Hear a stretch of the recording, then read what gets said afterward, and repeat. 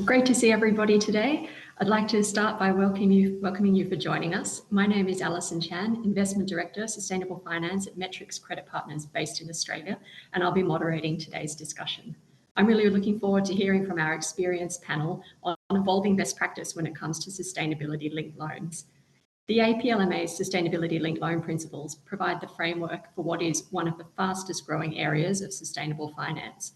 According to Refinitiv, SLL lending in the APAC region totaled close to 40 billion in the first half of this year, more than double 2021's first half total, and well on track to exceed the region's 2021 full year total of just over 60 billion. As the market has grown, so too has the infrastructure surrounding it. The APLMA and its peers in other parts of the world have published guidance to support the principles, and the principles themselves were revised in 2021 to improve consistency with ICMA's sustainability-linked bond principles. Recognising the continuing rapid evolution of the market, the APLMA held a series of roundtables in late 2021 and early 2022, with dozens of member representatives from the region contributing their insights. The outcome was the APLMA's best practice note on sustainability-linked loans, published in May and available on the APLMA website. Before we get into the discussion, I'd like to invite the panel to introduce themselves. Andrew, please. Thank you. Hi, everybody. My name is Andrew Chu. I'm a director in ING's Sustainable Finance APAC team. We're based in Singapore and Hong Kong, and out of these two financial centers, we cover the entire APAC region. So I'm very privileged and delighted to be speaking on this panel. Thank you. Thank you. Mara. Hi, everyone. I'm Mara Kioran. I'm also a director in the Sustainable Finance team at ANZ. I am part of a team of, last count, about 25, but in the last 3 weeks, who knows? Maybe we've grown even larger than that. A team that covers Australia, New Zealand, Asia, Europe, US. My role specifically is to provide technical sustainability expertise, and that has uniquely employed within the team not only deep banking expertise, but also people such as myself that have decades of sustainability experience. And that is what I hope to bring to this conversation as well. Thanks very much. Ronald. Hi, I'm Ronald Young. I'm a director with SocGen's Sustainable Finance team based in Hong Kong, covering the region. So I am primarily responsible for the structuring and origination of mainstream sustainable finance solutions, such as green and social loans and bonds, as well as sustainability-linked financing instruments. Great, thanks very much, Ronald. And last but definitely not least, Nick. Yeah, hi, good afternoon, good evening, or good morning to those watching the video. Great to be here. So as Alison mentioned, yeah, Nick Gandolfo is my name. I'm normally based in Singapore, and I run the sales and commercial part of our business for Sustainable Finance Solutions and Sustainable Corporate Solutions for Sustainalytics across the region, from India to Australia, New Zealand, all the way up to Japan and China and everything in between. So really pleased to be joining the discussion today. Thanks, great to have everybody with us. Andrew, I mentioned that the APLMA published its best practice note in May, and in June we saw the LMA publish a series of articles that it said are focused on protecting the integrity of the SLL product. Why do you think we need a best practice note? Is this guidance reflecting developments in the market, or is it trying to shape the market? I think it's kind of both. So it does reflect developments in the market, particularly praising the good ones and calling out the not so good ones, and consequently shaping the market to adopt such best practices while avoiding the bad ones.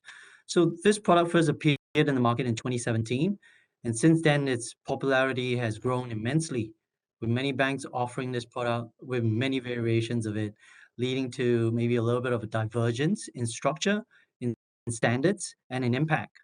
With many banks already involved in this product, others are less involved and are perhaps on the sidelines, waiting for some consistency in standards before dipping their toes in.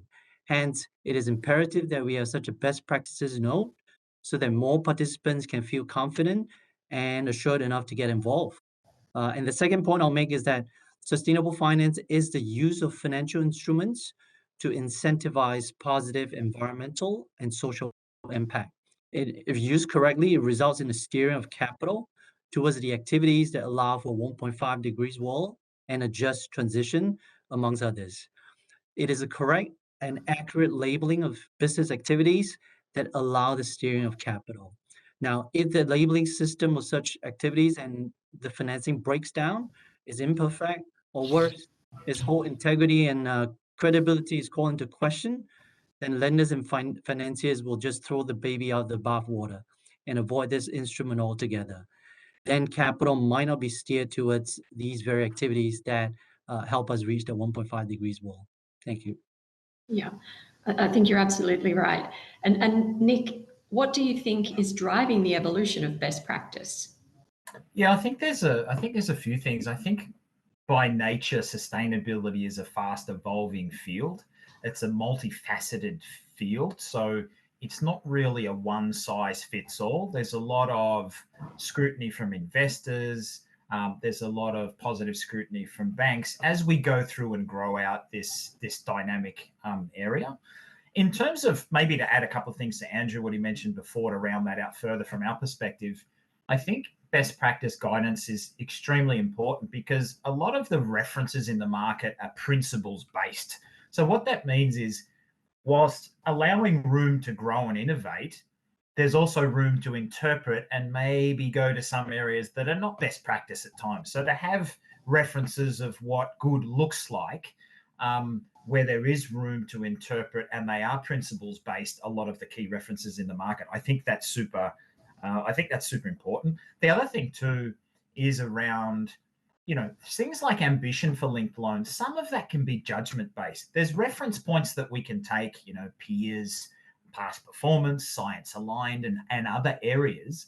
But I think given that there can be a judgment element to that, I think having references that we can all look at and consider and aim to aspire to, I think that's really important to drive some consistency in the market, and to drive a higher and higher standard over time, which is what we want to do. Because not all areas in this whole field are black and white, but guidance helps us communicate better and take best practice that's fast evolving. Because this is super quick, this market, versus 4 years ago. It's hundreds of percent larger. Yeah, so just to add those points to round those aspects off. Thanks very much, Nick. You talk about the opportunity for individuals to innovate within the realms of the principles and driving consistency in the market. Mara, do you think that the integrity of the SLL has implications for the banking industry? I mean, when I hear integrity, I specifically think about the integrity of the financial system. And we've seen in the past where it was one product that its failure kind of had repercussions on the broader system. So I wouldn't necessarily say that a failure, let's say, in the sustainability linked loan product would bring down the financial markets. However, it is about maintaining that trust that the financial services players are basically all playing nice, and they are doing what they said they would do. A lot of lenders, borrowers have made a lot of commitments to address climate change, to reverse deforestation, to support gender equality, so on and so forth. So making sure that this product actually follow those commitments and that there is real impact delivered as a result is something that stakeholders expect. So when that trust is broken, then the entire trust in broader products that drive sustainability, that drive capital towards sustainable outcomes would be brought into question. And that's something that we definitely would want to avoid. That's why also from our perspective, like SLLs are the hottest topic, but we don't necessarily want to see players kind of hopping onto the bandwagon just because of that, but doing it in a way that does create real impact at the end of the day, and we see real improvement in performance where is needed. Yeah, great, thank you. And Ronald, Mara's talked a lot about maintaining trust in the industry and for the integrity of the product. What role does the sustainability coordinator or the structuring agent play in developing a sustainability-linked loan? Mhm. Yeah, currently the market sees this as a two-step process divided up into pre-closing and post-closing stage. So for the pre-closing starts for sustainability coordinator, it include 5 key elements. So first is like defining the KPIs, making sure those are relevant, core, and material. And this is important for the credibility of the market. And second is setting the SPTs, making sure those are ambitious enough, representing a material improvement, and going beyond business as usual. This is also very important for maintaining credibility to the market. And the third task include designing the financial characteristics, for example, pricing adjustment mechanism and reporting requirements, as well as external verification. And of course, like this KPIs and SPTs will have to be implemented in the financing documentation. So as a sustainability coordinator, we will review the facility documents to make sure that the appropriate integration of the SLL provisions. And finally, we will present the SPT and KPIs to the lenders through a lender's presentation, and then do Q&A with them. So if required, basically a scope of work for a sustainability coordinator could also include drafting the SL framework. In addition, pre-closing tasks for the coordinator would also include coordinating with the SPO provider throughout the selection and engagement process, if an SPO is required, and assisting the borrowers in responding to the Q&As in relation to the framework, KPI, and SPTs, and then also reviewing and commenting on the draft SPO. So after financial close, basically we expect the more administrative type of tasks will be left with the agents without involving the sustainability coordinator. For example, the agents should be able to take over the checking of the reported KPIs and seeing if those would meet the SPT requirements. And then they would also confirm and effect the pricing adjustment. However, we think the sustainability coordinator should still be involved in the task that would require a judgment call on the substantive features of the SLL. So for example, like if there's a need to recalibrate or recalculate the SPTs, then we think the coordinator should still be involved. And if there's a need to determine the materiality of a specific controversy when it arises, then we think the coordinator should be involved to make a judgment call. And then like if there's any other technical matter, then our sustainability coordinator should weigh in as well. So in our view, if there's any like substantive changes, we would expect the borrower should first work with the sustainability coordinator and come up with a strong and credible proposal. And then the borrower would table the proposal for the lender's approval. So in terms of engagement, like how it really works with the sustainability coordinator, our view is that the coordinator would generally expect the scope of work will be completed upon financial close. New tasks post financial close would sometimes warrant a new separate engagement, and then it would depend on the extent of the involvement. Great, thank you. It's a big job. Mara, Ronald's outlined the really broad role that a sustainability coordinator can have. I wonder if I could ask you to focus in on the heart of the product, the KPIs and the SPTs, the sustainability performance targets. How can the sustainability coordinator assist borrowers looking to achieve best practice when they're choosing those KPIs and SPTs? Sure, happy to shed some color and detail on that. First, I would want to say that sustainability coordinator that has a strong ESG capability within the team can actually add a lot of value, not only to ensuring a robust structure for a specific transaction, but also more broadly in engaging with the borrowers to share insights that would inform and further the ambition of their sustainability strategy.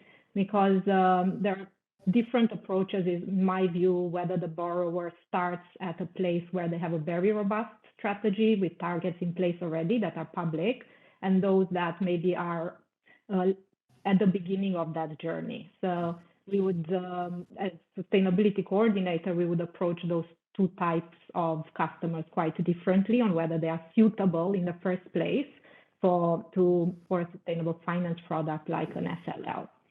So assuming that a customer is deemed as suitable, they have a robust sustainability strategy and are looking to achieve best practice for their SLL, we would guide them through, of course, the selection of credible KPIs and the calibration of ambitious SPTs.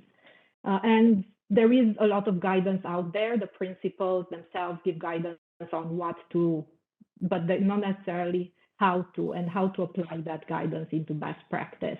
So, of course, in selecting KPIs, they must be material to the core business, current business, but also future business. So, for example, we look at what we believe a sustainable trajectory is for that business, and whether their business model and their current investment fits that future that we believe to be more sustainable. So ideally, KPIs at this stage would be linked to their revenue generating model. The closest to the core business, the better.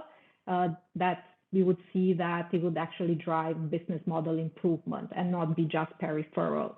So, for example, for an energy company, revenue generated from shift to renewable sources, manufacturing company, percentage of production that is, and I'm saying as an example, certified as sustainable, or with feedstock that is of a certain sustainable characteristic. So as closer to the revenue generation as possible.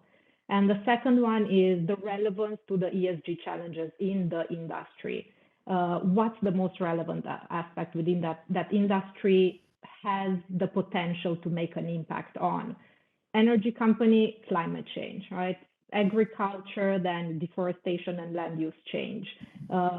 You're in healthcare, is access to affordable healthcare, and so on. So what's the most relevant aspect for that industries? And many times with reference to the SDGs, to see what is it that are the problems that we need to solve, and if we can align those KPIs to those global or even national priorities.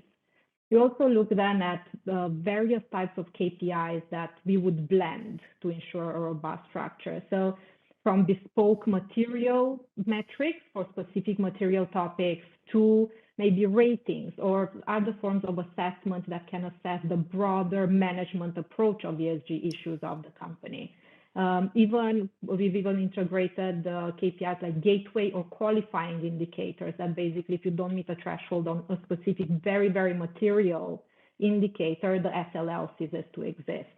We can even distinguish between what we call performance and non-performance KPIs. Something that can be measured over time is a performance KPI, something that is more action-based. We commit to do this by this date. Then how do we integrate those type of KPIs within the structure?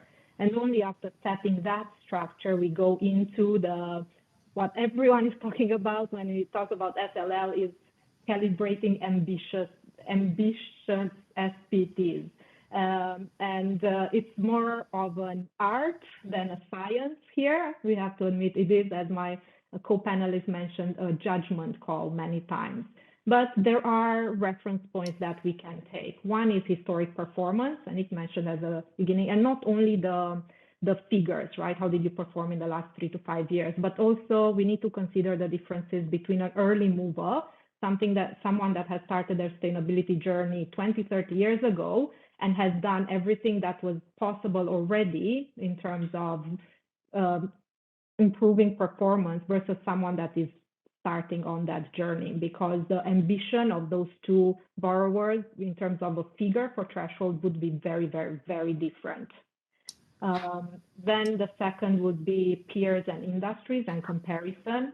And again, we can't take it at face value, the number itself. While two peers might have a target of 30% reduction in greenhouse gas emissions by 2030, they look exactly the same, but if you look under the hood, there will be many differences in scope and coverage. So being able to actually input all that into the ambition assessment. And last but not least, science. Comparing the ambition level to what actually science says needs to be done. what IPCC tells us as a global level. We need to halve emissions by 2030 globally. But then what at industry level, it is possible from a scientific perspective, because not every industry is equal. SBTi validated targets help in order to validate that alignment with science. And it's not only about the threshold itself, also about the timeline, the loan period, static adequate trigger events. How do we look at so that performance doesn't drop significantly within the loan period, and that even outside of the loan period, that the broader trajectory of that performance and where they're headed fits within an ambitious kind of trajectory. So there are many elements to look at, but when blended all this together, we reach an agreement between the borrower and the lender on what is most ambitious for those SPTs. Thanks very much, Mara. Really interesting to learn more about all of the variables that feed into the KPIs and the targets for an individual borrower. Nick, one of the key improvements in last year's updates of the sustainability-linked loan principles was a requirement for independent external verification of the performance of the borrower against its KPIs and targets. But the principles stopped short of requiring a pre-signing second-party opinion, which would address the suitability, the ambition in the KPIs and the SPTs. What advantages does a pre-signing second-party opinion offer? Yeah, it's a really good question, and I'd say the way we look at things is always about best practice. You know, there's room to move in this market. There's room to be different and to innovate. But I think there's always best practice. And we would say, of course, we're biased a bit because it's our business, but I think in even moving back and taking a broader view, it's best practice. So that's the first thing. The other thing, I think it can give more confidence in the transaction for when a borrower and or a set of banks are challenged by someone who may not know as much about what was set to be done, what were the objectives. So I think it's just a best practice way of communicating consistently with anyone that wants to look at a transaction about why certain things were done a certain way, why something's deemed as ambitious, why are the KPIs deemed as relevant. And I think it's always healthy to have an external party to do that, who's somewhat at arm's length, to give further credibility to the transaction. So I think those are the key reasons. I mean, Sustainalytics, just as an example, right? It's not an advertisement just for us, but you know, someone like us has done 1,000 opinions across the market globally. We've done a lot of opinions for loans and for bonds. So external reviewers can bring a lot of expertise. It's what we do for a business. It's what we specialize in. And sometimes they're blind spots when people are rushing to do a deal. Well, hang on, let's bring some global perspective to that. Let's bring some regional perspective for that. What have we seen done before? What was clear? What was challenged? All of those sorts of things, I think external reviewers can help support a transaction at arm's length to make sure those things are done. The final thing I'd say too for the folks watching this video, certainly in a syndication process, that can be really useful as well. So, you know, syndications, I come from a banking background as well. Getting 5, 10, 15, 20 banks on the same page can be challenging. And particularly in a multi-dimensional aspects of deals such as sustainability, you know, that can be challenging for, as Ronald mentioned, coordinators and arrangers. So having something from an external party that helps get everyone on the same page to support quicker execution about why something was done, it's gone to an external expert to help on this, I think can help execution as well. So yeah, just a few things from our perspective. I tried not to be too biased there, but hopefully some best practice mixed into that answer as well. Yeah. Thanks very much, Nick. Andrew, as more and more borrowers are coming to the sustainability-linked loan market, some of them for second and subsequent sustainability-linked loans, are you seeing a change in the proportion seeking an upfront SPO? And what are the circumstances where a borrower would or maybe would not choose to obtain one? Yeah, Nick, I would just want to say that I would agree with you, and I don't work in an SPO provider. The thing I would say is that banks use their position of leverage and influence on their borrower customers to challenge them to set ambitious ESG targets. And banks often talk about how if the ambition is not there, they will simply walk away from leading and participating in SLLs. But as much as I would like to be idealistic and that lenders challenge their borrowers to do more and really aim for ambitious SPTs, and banks do have the intention and the ambition, but the reality on the ground is that there are real borrower-lender relationship pressures and tensions. Bank shopping or SPT shoppings do occur in the loan market. Now, it doesn't mean that banks simply cave into the pressure from the borrower customers, but there's real tension between the two parties, sometimes with banks going down the ambition curve to win structuring mandates. Now, to exacerbate this dilemma, many a times sustainable finance teams are part of the deal team. They have their own targets to meet in terms of number of deals to close per year, volume of sustainable finance transactions mobilized per year. So there's real pressure to accede to the borrower's demands. By getting an independent third party involved in the form of an SPO provider helps to take that decision making and that dilemma off banks. It alleviates this tension and pressure that I was talking about on the part of banks, while at the same time maintaining the high standards required of these products. So effectively, the bank can now tell the borrower, hey, it's not me who's trying to insist on ambitious targets, but it's the SBO provider who considers your targets not ambitious enough. And one last thing that I'll note is that perhaps the regulators also recognize that as well, because in the MAS grant scheme, to reimburse the borrower's expenses incurred in an SLL, one of the requirements is that an external review in the form of SPO must be conducted, which speaks volumes about the importance of this SPO report. Thank you. It's really interesting to hear about the pressure to get deals done, and at the same time, the volume of demand for SPOs, which putting those two things together creates a lead time. So Ronald, it's often the case that the KPIs and the SPTs aren't finalized until quite late into a transaction, particularly if it's on a short timetable. And that can make it a practical challenge to consult fully with the syndicate and obtain an SPO in the deal timetable. And how are borrowers and sustainability coordinators addressing this challenge? Yeah, so it's challenging indeed. And then basically as bankers, we know sometimes it is a really rushing. Yeah, but our experience is that lenders will always expect to be consulted with the final KPIs and SPTs before financial close. So, and if an SPO is required, the syndicate will also want to review it prior to financial close, as the lenders expect to have at least an advanced draft of the SPO to assist their review of the KPIs and SPT. And quite often, the SPO is a condition precedent to financial close. So, and the way we see this is like in transactions where the timing is really too tight, we often see borrower goes for financial close first without labeling the transaction as an SLL.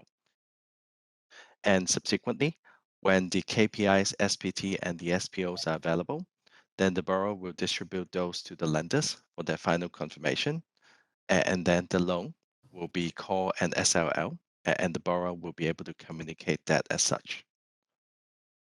Thanks, Ronald. So you've described the concept of a loan where the KPIs and SPTs could be dropped in later, and some people in the market are calling those sleeper sustainability-linked loans, and that to give the borrowers time to develop those KPIs and SPTs later on. Mara, can you give us your thoughts on that approach? Yes, we have seen a kind of an emergence and I would say a bit of a growth in the last few months of sleeper SLLs, where facilities are baked in with an option to convert to an SLL at a later date. And as Ron mentioned, this can happen for various reasons. Short timelines is one of those, but also maybe certain circumstances change that are predictable within the next few months that would make any SPT set as irrelevant and so on. So there are various reasons why this happens. If we are to be technical about it, and if, following the SLL principles, right, and there is a wording there in the SLL principle around SLLs needing to incentivize achievement of, and I'm reading here, ambitious predetermined performance objectives. So if we are to really look at that predetermined, this sleeper SLLs would not be aligned to the principles. But what would be still best practice is to market it as an SLL only after it has been converted. So not at the point of closing the financial close. But for lenders such as ourselves, to ensure that we are still entering a credible transaction, we had certain guidelines at the outset to assess whether it is suitable for us to participate or not. So similarly to any other sustainable finance transaction, assessing the sustainability and business strategy of the borrower to see whether the borrower themselves are suitable, whether they have the right foundation in place to ensure a future SLL, it can indeed be based on that. We also inform our decisions based on looking at the bank group, who is in the bank group, and whether the sustainability coordinator has been appointed, because we kind of know who are the established sustainable finance houses, and it can give a certain degree of comfort to the level of robustness accepted by the group later on. And in terms of SLL provisions, we also consideration given to whether the conversion is subject to minimum majority lender consent, ideally all lender consent, or pricing adjustments to be subject to all lender consent, whether there's commitment to alignment to the APLMA principles, whether there's commitment to external verification on the SPTs, a sustainable finance framework in place, and an SPO on that would give comfort as well, and a time frame of conversion specified in the documentation, ideally within the next 12 months, let's say, so that is not that open-ended, and the documentation specifying that the transaction cannot be labeled as an SLL before conversion, cannot be marketed as such, and ideally a term sheet signed at the same time and signing the facility agreement with a summary of the terms, and then subject to finalizing SPTs. So there are various ways in which, again, a sleeper SLL can still be a credible one along the way if we put some safeguards and some guardrails from the beginning in that documentation. Thanks, Mara. I'd like to get the thoughts from the other two lender representatives on the panel today, specifically on the question of the majority to add those KPIs and the SPTs after signing, which is a formal amendment to the document. Mara's mentioned that ideally it should be all lender consent. Andrew, is that your view as well? Yeah, it is my view as well. And Mara mentioned that they have a set of guidelines in ANZ. Now, conceivably, each bank has or is coming out with a set of guidelines on their own. So now, and the thing I would argue for in terms of a all lender consent is this. Now, consider this scenario. Let's say we have a SLL that is closed with a corporate, and a great deal of marketing is done post financial close, and the banking world, the sustainability world gets to know about this landmark transaction.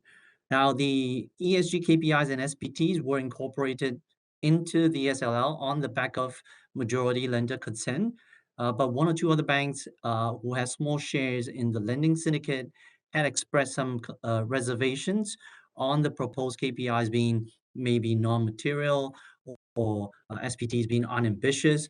Now, what if subsequently there was some accusation in the media about the KPIs being non-material and the SPTs being relatively unambitious, resulting in greenwashing claims?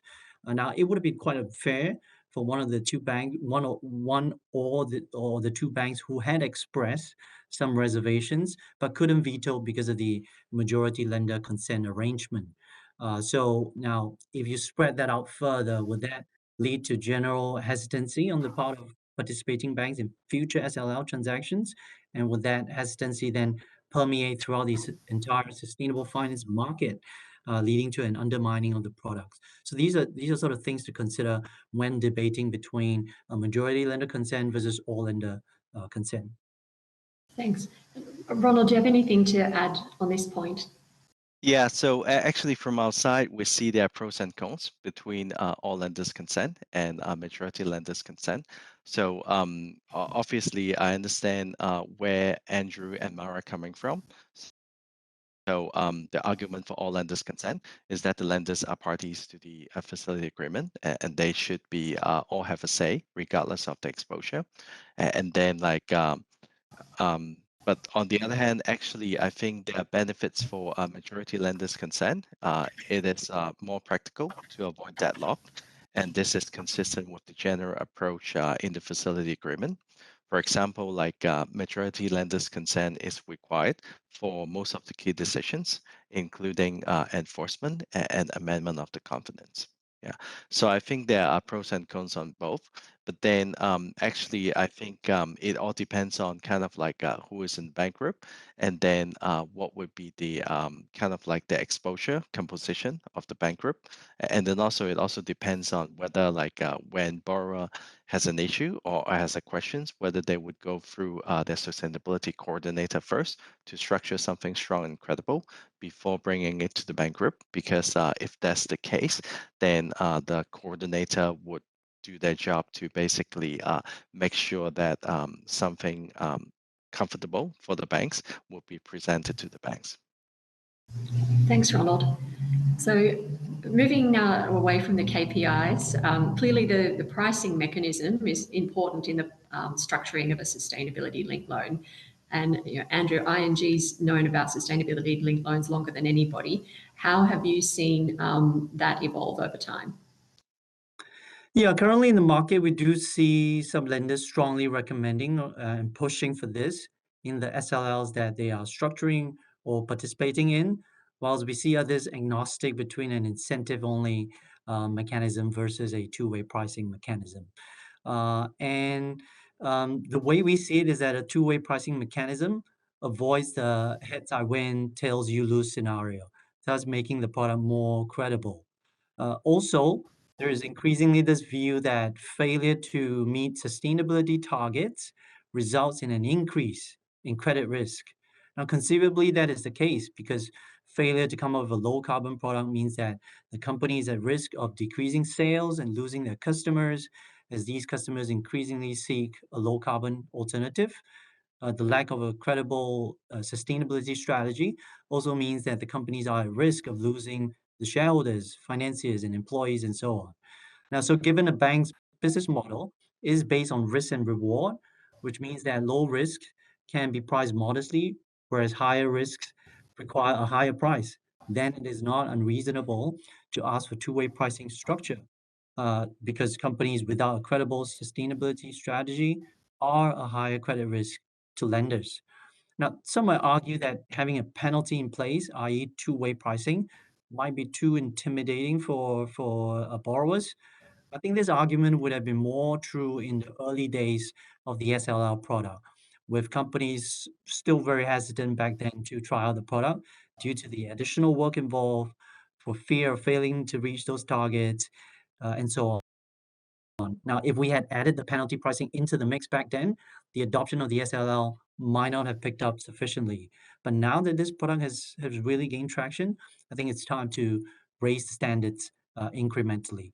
Of course, we do see sort of alternative variation of this practice in the market, where instead of having a simple two-way pricing, there might be a three-way pricing. So where you have a range of targets where the borrower, if they meet that, they will receive the margin discount. Another set where if they fall below that, they will be charged a premium, and some middle ground where the pricing is not affected. So that could be one variation. Another one that we've seen is where one lender shared its practice of instead of variation of pricing, there might be some dedication of funds to charity or purchasing of carbon offset credits. So these are some of the structures that we see out there in the market. Thanks, Andrew. And so even if there is a premium payable for failing to meet a target, it's not an event of default. The borrower hasn't promised that it's going to achieve those targets. Can you talk a little bit about whether the failure to deliver reporting, whether it meets or doesn't meet the target, might lead to an event of default? Yeah, I think it's a good question. I hear this all the time in discussions with external working groups. I think applying a premium if sustainability targets are not met is a step towards being more stringent. Making it an EOD is 10 steps in that direction. So I think the consequence is that a tiny fraction of companies currently taking up SLLs would continue to do so if that is the case, if failing those targets results in EOD. So SLL volumes would crash quite massively. I think instead of having this draconian measure, banks could certainly consider making the incentive penalty mechanism asymmetrical. That means more a greater magnitude on the step up as opposed to the step down.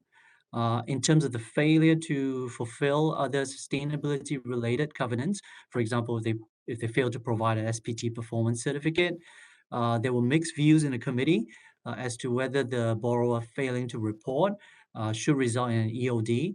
I think more are in favor of tightening the principles.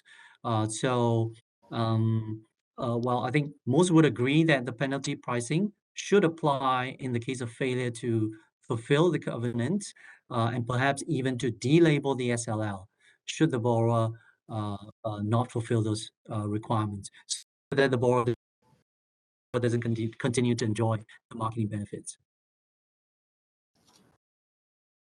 Thanks very much. And even when everybody's doing what they're supposed to do, sometimes circumstances might just change in a way that makes the sustainability performance targets no longer fit for purpose. An example might be that a regulation changes, and so something that was once a voluntary commitment becomes required of everybody. And that target would now, therefore, arguably not be very ambitious. Or maybe there's a supply chain issue which is beyond the borrower's control, so it's not fair for them to incur a premium. Ronald, how is the market dealing with these circumstances? Yeah, I think the view is actually a review event. It is actually suitable for this type of situation. So in general, a review event is a popular mechanism to deal with situations of changes. So where there's a change in circumstances and the parties would need to sit down and discuss how best to adapt to the new situation. So typically the provision would provide the parties with a defined period to sit down and discuss and then agree on a path forward and then implement the decision in the facility agreement as an amendment. So our view is that sustainability coordinator should be involved in these situations as well. They should work with the borrower to recalibrate the SPT and to ensure the new targets are sufficiently ambitious. This is because the SL is originally structured by the sustainability coordinator. It is the party responsible for determining the ambitiousness of the original SPT, and therefore it is best for them to have the same coordinator to advise on the revisions using this consistent approach. Thanks. And Andrew, is this review event concept also relevant to a target that maybe the borrower has been able to achieve in the early years of a loan? Yeah, conceivably that is an issue. I mean, imagine a 5-year tenor SLL, and then the borrower achieves his year 5 SPTs by year 1 or year 2, thus making the next 3 years SPTs a walk in the park. I think if the borrower already publishes his ESG targets every year, for example, in their annual sustainability report, then it is less of an issue because it is not just the banks who would frown upon a 2025 ESG target already achieved in the year 2022. The other stakeholders will pick it up as well, the shareholders or the media. And we all know once the media picks it up, how detrimental that would be. So that will be a strong enough deterrent in itself if the borrower already publishes his ESG target publicly. But if what if it doesn't? then it's a bit more keen to, I think, pushing on a string for the bank to get the borrower to uplift their targets. That's probably where I would refer to the earlier points brought up about the need for an independent pair of eyes in the form of SPO provider. Given how SPO providers now are putting a shelf life on the validity of the SPO report, then there is certainly scope for revisit to the SPO provider. Yeah, and good to take me back to Nick. Nick, what risk would arise if an ESG controversy were to occur that doesn't affect the particular KPIs or SPTs, but it does affect the borrower overall and raises a question about its sustainability profile? Yeah, it's a good an interesting way to look at it. I'm not sure if we've seen many cases yet, given the relative youth of the market overall, but I think we will.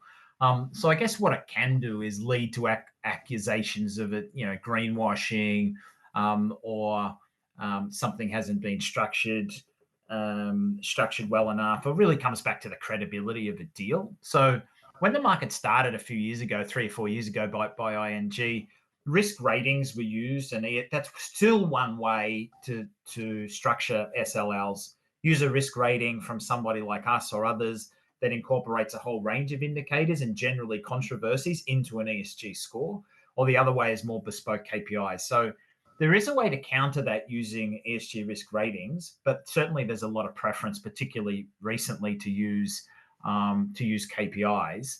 But I think it just goes to the credibility and the strategy, because when someone like us looks at a deal, we're looking at alignment to the principles. We're also looking at credibility, commitments, how something is going to be met, and then we're looking at the impact. So I would say that it's probably more for the banks to comment on specifically the documentation elements, but it's probably best practice and healthy to have some kind of review if there was a significant controversy which changed the credibility of a company. Sometimes there's material adverse change events. They're always pretty hard to prove in my banking experience days. But I think it's worth the coordinators thinking about what that would look like, and it has to obviously be pretty significant rather than something minor. So that's probably the perspective that I would add to it, and that's why sometimes we probably see, more so in the bank market than the bond market, a couple of environmentally focused KPIs, and then maybe a little bit more on the social side to sort of get a broader perspective of a company. But of course, things can happen that are outside of the scope of the KPIs. That's always a risk, structuring a deal that way. So hopefully some form of documentation, review events for something significant can be considered as best practice. Because if something major happens that goes to the heart of the credibility of a borrower, that's probably not a great thing without being able to put some pressure on and reassess. Yeah. Thanks, Nick. Mara, could you give us your thoughts on that? How are lenders and borrowers protecting themselves from this reputational risk? Well, coming from a career in sustainability, I've seen everything from the various scandals that have happened, from sweatshops to slave labor to everything in environmental disasters that we have seen. So after the thought, kind of like hindsight is a wonderful thing, but there is a lot of that can actually be done prior to any deal. So the due diligence process and the rigor of that process on the side of the lenders is very important. So the internal processes and the documentation there, and being able to actually assess each customer and their suitability for sustainable finance products. I think it's a key risk management approach, because things could happen. There could be involuntary, voluntary, but if that does happen, banks need to have the due diligence process documented in place, that they have looked at potential risks around that. And this is independently of the SLL product itself. And in terms of the SLL product, of course, there could be some clauses in documentation, but what constitutes significant controversy, again, as Nick mentioned, is quite debatable and difficult to enforce ultimately. At the most, you can kind of dissolve the SLL and kind of not go forward with the margin adjustments. But beyond that, I think there's little that can be done at documentation stage for significant controversy.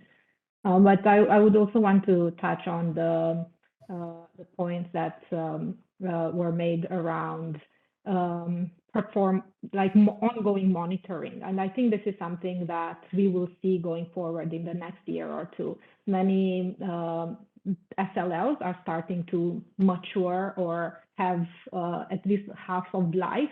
So we will, as lenders, will see more and more impact reporting coming in, and we will be able to at least make an analysis or an assessment of how borrowers are performing, whether we are going to start to see a trend. If there is significant outperformance and basically there's a lot of free incentives being given in the market, or significant underperformance actually. So that is what in the next year or two, I think will also lead to adjustments in the pricing mechanisms, in the review events, the way that those are looked at. But I think we don't have enough history on the impact reporting side on the SLLs in order to be able to make those adjustments at this stage. Thank you. You've preempted my final question for everybody is, where do you see the market best practice going in the next 2 years? So perhaps Andrew, what's your prediction?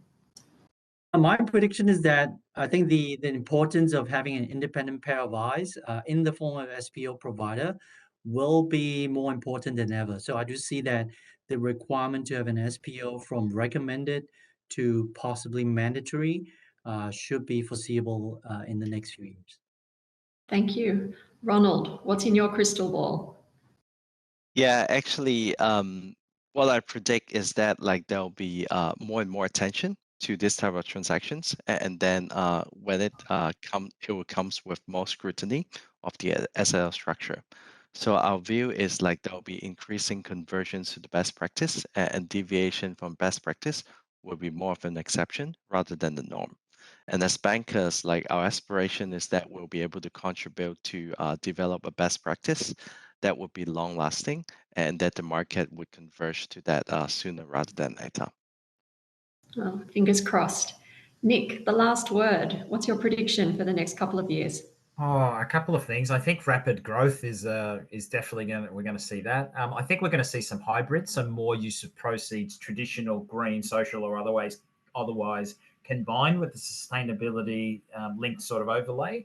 I think we're going to see much more borrowing from hard to abate sectors, shipping, cement, all those sort of areas. For sure, we're going to see more social KPIs, and those are much more difficult than the E. I think hopefully we'll see some larger incentives too, as banks incorporate over time ways to look at that capital allocation and their regulatory models and things over time, not too soon. And if they do and can have regulatory relief for someone performing better on the sustainability as it then maps to credit risk, maybe we'll see some bigger step ups, some bigger adjustments. And the other thing is, I think strategy will be much more deeper into a holistic view. I think the market's getting better from this sort of view to a more holistic view, but I think that'll be taken to the next level, particularly for hard to abate sectors. So that transition piece, actions, teeth to a strategy, and the KPIs and targets really linking to that overall holistic view, I think super important. We're going to see that just go to the next level. That'd be my best look at the crystal ball at this stage. Great. Well, thank you everybody for sharing your thoughts on best practice on sustainability linked loans.